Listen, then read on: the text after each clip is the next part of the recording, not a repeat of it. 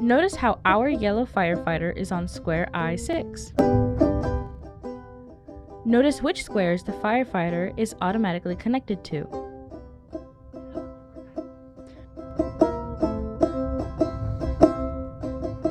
In this game, a firefighter can protect 4 and only 4 connected squares from catching on fire. The square the firefighter is standing on is also automatically protected. In this case, we decide the firefighter is going to protect J7, I7, J5, and I5.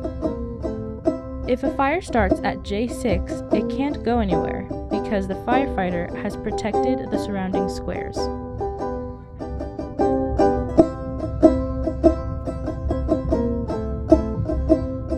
How will you use your firefighter?